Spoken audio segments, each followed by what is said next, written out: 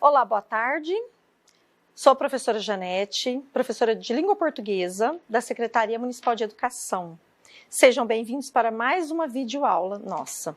E hoje daremos continuidade da aula anterior. Veremos novamente as formas nominais 2. E aí nós fechamos esse estudo da língua, que trabalha os verbos. Vamos lá? Gerúndio. Agora nós vamos trabalhar o gerúndio. Ele exprime o que, o gerúndio? Ele mostra um processo verbal não concluído, como nesta tira do Calvin, que é uma variação da anteriormente apresentada. Lembra que vocês viram na aula anterior essa mesma tira? Olha só teve uma alteraçãozinha. Acordando, levantando, ouvindo, vomitando, errando, esperando. Como vão as coisas? O que ele fala? Melhorando. Olha esse melhorando aí. O gerúndio de um verbo tem apenas uma forma, apenas uma, terminada em NDO. Então, está até em vermelho. Cantando, vendendo, partindo, bebendo, dançando, e aí vai. Só acrescentarmos NDO em todos os verbos, e aí a gente já passa para o gerúndio. Ele aparece como um único verbo da oração. Olha o exemplo. Pensando na vida, ele se perdeu no beco escuro. Verbo pensar no gerúndio. Como parte também de uma locução verbal. Então, ele também aparece junto com outro verbo. Olha lá. Ele estava pensando na vida e se perdeu no beco escuro. Olha, até uma oração que possui 3 verbos. O estar, o pensar e o perder. Então, ele está ali do ladinho do verbo estar. Verbo estar, não sei se vocês sabem, ele é um verbo auxiliar que ajuda um outro, mas ele também é chamado de verbo de ligação. Lembram? Ser, estar, ficar, permanecer. Tinha uma listinha aí. O gerúndio na locução verbal, quando possui 2 verbos, né, articula-se com os verbos auxiliares. Então, ele está ali do ladinho, articulando. Quais verbos auxiliares? Esses a seguir que vocês verão. Para indicar aspectos do processo verbal. Olha lá, veja. Então, podemos ter o verbo estar, mais um gerúndio. Olha lá, indica uma ação que dura, aquela durativa, em determinado momento. Então, o exemplo, o aluno está lendo. Então, eu tenho o verbo estar, está no presente, esse está já conjugado, ele já saiu do infinitivo, e o verbo no gerúndio lendo. Também podemos ter o andar mais o gerúndio. Indica uma ação que dura, com intensidade, ou então repetitiva. Exemplo, o aluno anda lendo muito. Então, indica uma intensidade desse ato do aluno ler. E também temos o verbo andar, só que ele já está conjugado no presente. E o meu gerúndio do verbo ler, lendo. Temos também o ir, esse verbinho chatinho, o verbo ir. Por ele ser um verbo de conjugação mais complexa. Mais um gerúndio, olha lá, indicação que dura, com desenvolvimento progressivo. O aluno foi lendo cada vez mais depressa. Olha o verbo ir, mas jogado para o tempo passado, pretérito. O aluno foi lendo. Ele também já foi conjugado, ó, saiu do infinitivo ir e já foi para o tempo passado. E o lendo, que é o verbo ler. O vir é outro verbo também, ok? Outro verbo mais complexo. Mais o gerúndio de qualquer outro verbo. Então, vamos lá. Indica uma ação que dura, com desenvolvimento gradativo. Exemplo. O aluno vinha lendo histórias cada vez mais longas. O vinha, que é o verbo vir, também já foi conjugado, e o gerúndio lendo. Vamos lá. E o particípio idoado? É o contrário do gerúndio, porque o particípio, nesse caso, essa forma nominal, ela exprime um processo verbal que já foi concluído, então já foi acabado. Observe o emprego do particípio na afirmação irônica, então teremos uma ironia aí à frente, da autora de livros infantis até Braithwaite. Livro raro, olha o que ela diz, livro raro é aquele que é devolvido depois de emprestado. Olha só, livro raro é aquele que é desenvolvido depois de emprestado. Então eu tenho aí o devolvido, ó, o ido aí da minha forma nominal, particípio. E o emprestado, que é o ado, do verbo emprestar. Então indica sempre um processo já concluído, finalizado, certo? O particípio, ele possui mudanças, ele possui algumas flexões de gênero e número próprias do agente qualificante adjetivo. No exemplo acima, refere-se ao substantivo livro, com o qual concorda no masculino singular.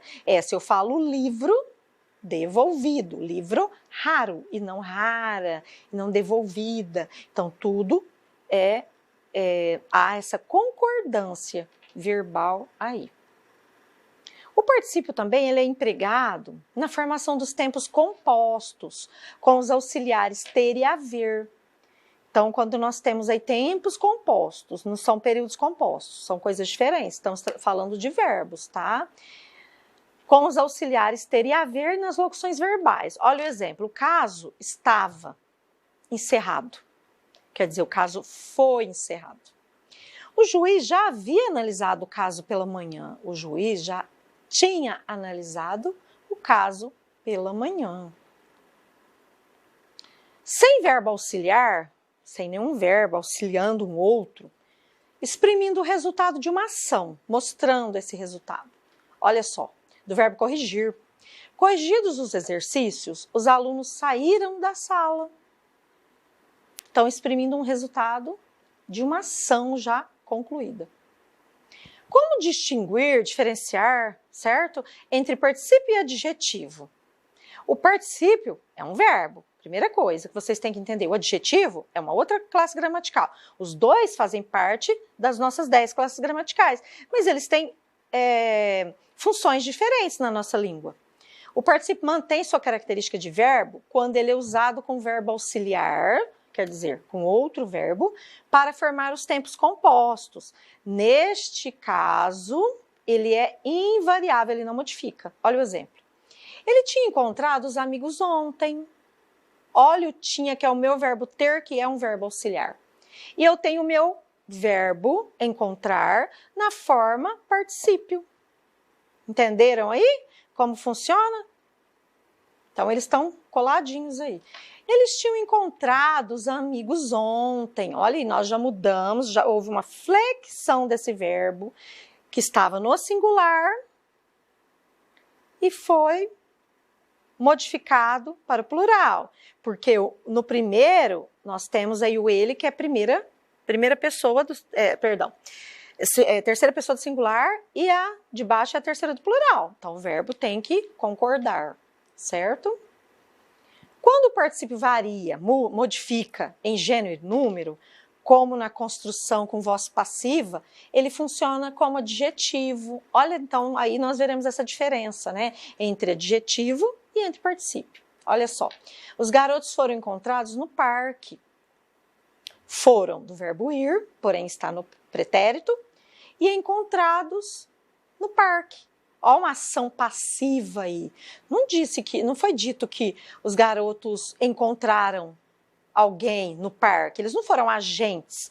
Não, eles receberam a ação de serem encontrados. Por isso é chamado de voz passiva.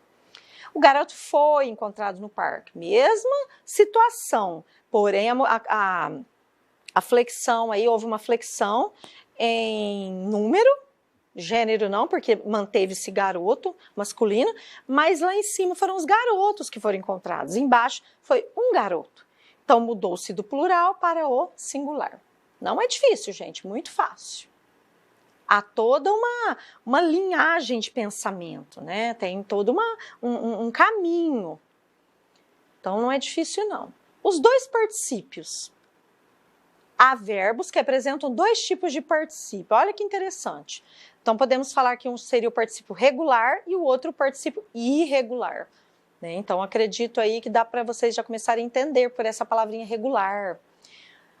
Terminado em do, como exemplo, salvado, pegado, acendido, imprimido, comido, bebido, enfim. E aí poderíamos ficar aí a tarde toda, né? Particípio irregular, ele já vem do latim, de uma outra língua. Ou de nomes que passaram a ser usados como verbo. Então, salvo, pego, aceso, impresso. Ah lá vocês viram imprimido. É que na realidade quase não utilizamos o imprimido, essa palavra, nós utilizamos mais o impresso, certo? Empregadas como adjetivo. Papéis salvos do incêndio, ladrões pegos em flagrante, lâmpadas acesas, livros impressos. Por isso que eu digo, a nossa língua, às vezes ela é um pouco complicada, mas ela também tem uma linha de raciocínio. O particípio irregular é geralmente usado na voz passiva, com o auxiliar ser. Talvez seja o ser e o estar sejam os verbos auxiliares e também chamados verbos de ligação mais usados. Nesse caso, o particípio concorda em gênero, masculino e feminino, e número, singular e plural. Com quem? Com o substantivo a que ele se refere, obviamente. Olha lá. As luzes do lugar eram acesas à noitinha. Eu tenho uma oração aí com dois verbos. Perdão, com um verbo, que é o era, um verbo ser. Nossa, professora, era um verbo ser? Sim, porque ele é chamado de verbo irregular, porque ele modifica na conjugação. Ele não segue uma linha. O seu radical é modificado em algumas pessoas. Ok? Tentam conjugar o verbo ser. Eu sou, tu és, aí ó, já modificou. Ele é, nós somos, vós sois, eles são. Então, por isso que ele é chamado verbo irregular, porque ele é irregular na sua conjugação. Feminino plural, eu falo as luzes. Então, acesas, que é um adjetivo que está qualificando luzes, porque poderiam ser luzes apagadas. Feminino plural, concordando aí em número, com o meu substantivo, e luzes, e também com o meu, que também ele é quando a gente vai para a sintaxe, as luzes aí tem a ocupação, ela tem a função aí de sujeito, ok? Alguns verbos dos seus derivados, eles mantêm apenas o particípio irregular. Olha o por que eu havia comentado lá. Posto, escrever, escrito, fazer. Perdão, vou voltar aqui. Por, que seria, né, o posto, o escrever, escrito, o fazer, feito, e o ver, visto. Dizer, o dito, cobrir, coberto, e o abrir, aberto.